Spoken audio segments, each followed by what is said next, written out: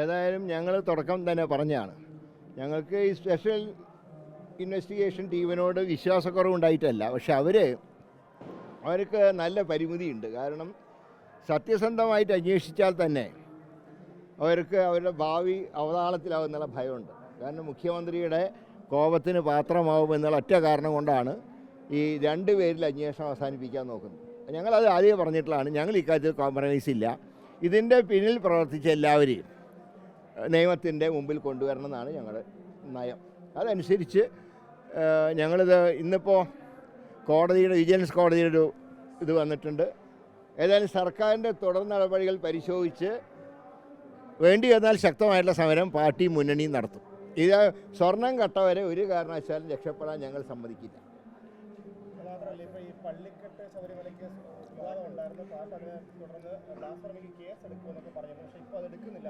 കാരണം ആ പാട്ടിൽ ഒരിക്കലും ദൈവനിന്ദയില്ല.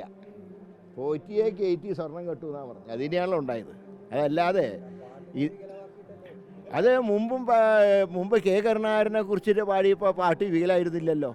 അന്നുണ്ടായിരുന്നല്ലോ. അന്ന് കലാവാൻ മണിയെ കൊണ്ട് പാടിച്ചു. പക്ഷേ കെ കരുണാകരൻ ആസ്വദിച്ചു. അദ്ദേഹം അതൊക്കെ ആസ്വദിക്കുന്ന ആളാണ്, വിമർശനം ആസ്വദിക്കുന്ന ആളായിരുന്നു. ഇപ്പോൾ അവർക്ക് അതിന് കഴിയുന്നില്ല. അതാണ് കുഴപ്പം. ഏതായാലും എന്തുകൊണ്ടാണ് സർക്കാർ പിന്മാറാൻ തീരുമാനിച്ച്?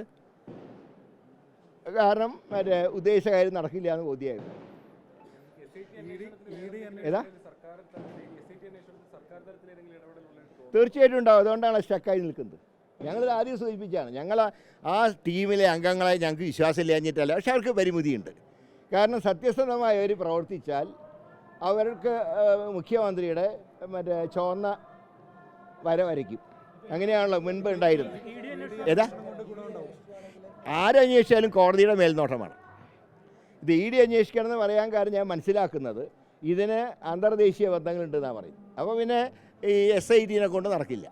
അപ്പോൾ അതിനെ ആ സ്പിരിറ്റിലെടുക്കുക. ഞാൻ പറയുന്നത് മടിശീലയിൽ കനവില്ലെങ്കിൽ കള്ളനെ പേടിക്കുന്നതിനാ. ഏത് അന്വേഷണം നടക്കട്ടെ, പക്ഷേ കോടതിയുടെ മേൽനോട്ടം ഉണ്ടാവണം.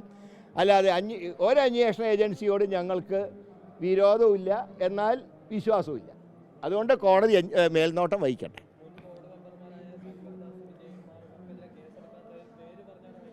അല്ല, അതാണ് ഞാൻ പറഞ്ഞത്. ഞാൻ ചോദിക്കട്ടെ, ഒരു പ്രസിഡൻറ്റ് മാത്രമായിട്ട് ചെയ്യുമോ? കൂട്ടുത്തരവാദിത്വമില്ലേ?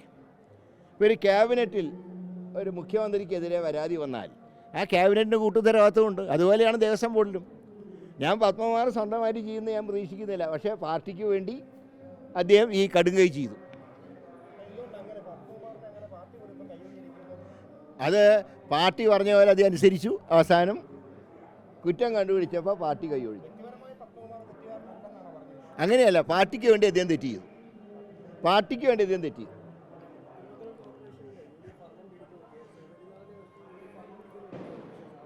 ഇല്ല, ജനവിധി ഞങ്ങൾ അട്ടിമറിക്കാനില്ല. ഇപ്പോൾ ഏതായാലും ഒരു തെരഞ്ഞെടുപ്പ് കൂടെ ജനവിധി അട്ടിമറിച്ചിട്ടില്ല. ജനങ്ങൾ LDF-നെതിരായിരുന്നു. എന്നാൽ ഞങ്ങളെ ഭരണം ഏൽപ്പിച്ചിട്ടുമില്ല. ഞങ്ങളോട് പറഞ്ഞിട്ടുള്ള ക്രിയാത്മക പ്രതിപക്ഷമായിട്ടിരിക്കാനാണ്. ഞങ്ങൾ അങ്ങനെ തന്നെ പ്രവർത്തിക്കും. അല്ല, ജനങ്ങൾ പറഞ്ഞത് പകരം ബദലായിട്ട് ഒരു BJP-നെയാണ് കണ്ടത്. ഞാൻ ഒരു കാര്യം പറയാം, അവർ ഭരിച്ചാൽ എത്ര വരെ ഭരിക്കുന്നു ഞങ്ങൾക്കറിയാം. നേരെ മറിച്ച് ഭരിക്കാൻ സമ്മതിക്കാതിരുന്നാൽ അതിൻ്റെ കുറ്റം മുഴുവൻ ഞങ്ങളുടെ തലയിൽ വയ്ക്കും. ഇപ്പോൾ സുരേഷ് ഗോപി MP ആയിട്ട് വന്നതുകൊണ്ടാണ് തൃശ്ശൂർ കോർപ്പറേഷൻ ഞങ്ങൾ ജയിച്ചത്. അതുകൊണ്ട് ഇത് 6 മാസം കൊണ്ട് തന്നെ ഇത് എന്താ പറയേണ്ടത്, എല്ലാം മിഥ്യയാണെന്ന് ജനങ്ങൾക്ക് ബോധ്യപ്പെടും. അത് ബോധ്യപ്പെടുത്തുക, അതാണല്ലോ. അതായത് CPM-ന് ബദലല്ല BJP, CPM-ന് ബദൽ UDF ആണ്. അതൊരു യാഥാർത്ഥ്യമാണ്. ഇപ്പോൾ തന്നെ ഈ BJP വലിയ മുന്നേറ്റം ഉണ്ടായതെന്ന് എനിക്ക് അഭിപ്രായമില്ല. ഉണ്ടെങ്കിൽ ജില്ലാ പഞ്ചായത്ത് ജയിക്കണ്ടേ? ഈ കേരളത്തിൽ ഇത്രയും ജില്ലാ പഞ്ചായത്ത് ഉണ്ടായിട്ട് ഒന്നാ ജയിച്ചതാകെ. അതിൻ്റെ അർത്ഥം എന്താ? കോർപ്പറേഷനിലെ പ്രത്യേക സാഹചര്യം കാരണം കോളാക്കിയപ്പോൾ അതിൻ്റെ കുറച്ച് ആനുകൂല്യം കിട്ടി.